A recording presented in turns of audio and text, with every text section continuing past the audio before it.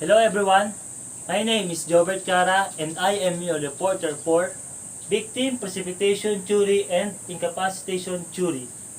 So let's proceed for Victim Precipitation Theory means. Victim Precipitation Theory is the first theory of victimization. Content to the victim contribute to the criminal events that harm them either through facilitation or through provocation. The example of victim precipitation theory is assault, robbery, and rape. And I have an example of situation or scenario for rape. For example, a lady wearing a sexy dress that catch the attention of the offender or the rapist. Because in victim precipitation theory, you provoke offender to commit the crime. And the victim precipitation theory happens in two ways. First, the victim is the participant in the crime who act first. Second, the victim encourage or provoke the offender to commit the crime. Now, let's proceed to the founder and the proponent of victim precipitation theory. The first founder of victim precipitation theory is Marvin Wolfgang. He introduced victim precipitation theory in 20th century. He described in which situation the victim was the initial aggressor in action that their harm loss. The second proponent of victim precipitation theory is Benjamin Mendelssohn. Benjamin Mendelssohn says a completely innocent victim, no precipitation, and the victim is more guilty than offender, where one provoke other to commit the crime. And the third proponent of victim precipitation theory is Hans von Hantig. Marvin Wolfgang, Benjamin Mendelssohn, Hans von Hantig, they propose that some victims provoke their own victimization through their characters and behavior. Like for example, a man show a lot of money that could lead the offender to rob him. Now, let's proceed to the victim blaming. Victim blaming is you accuse the person to the things he did not do, or you label the person that the impact is positive or negative. That's why the person commit a crime.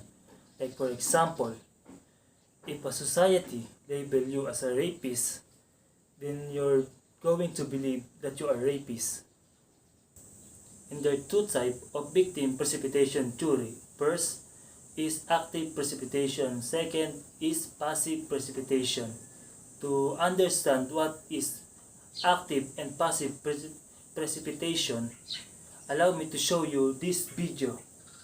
And this video is from Sir J. Namata. Ito siya.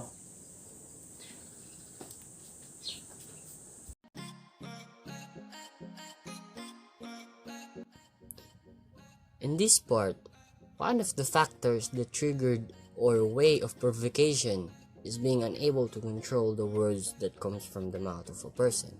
And this may be considered as a verbal harm towards the other person.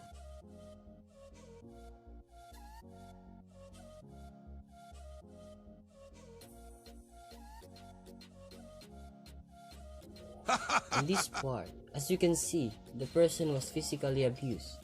Physically abused means using brute force to physically harm other party or person. Physical action is the major factor to trigger or provoke a person to commit a crime.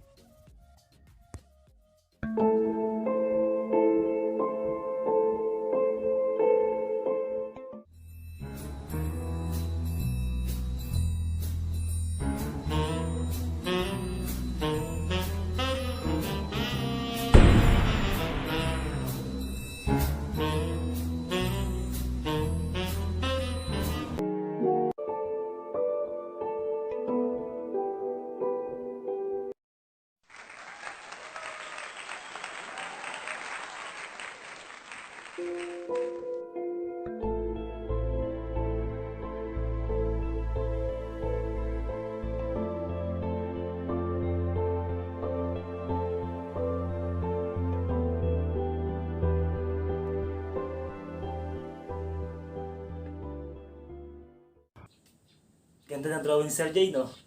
Pati si Zoro ng One Piece nandito, no? Ang lupet, no? Thank you po, Sir Jay, sa pagpapanay niyo po ng video nyo. Now, balik po tayo sa topic. The difference between passive and active precipitation. The active precipitation, the victim has aware of his action of provocation and has awareness of triggering the person that will commit a crime. While in passive precipitation, the victim has no awareness and totally no idea. And that's all for victim precipitation theory. Thank you. Now, let's proceed to another topic, and that is incapacitation theory. Incapacitation theory is the restriction of an individual's freedom, liberty that would be normally in society between criminal justice system.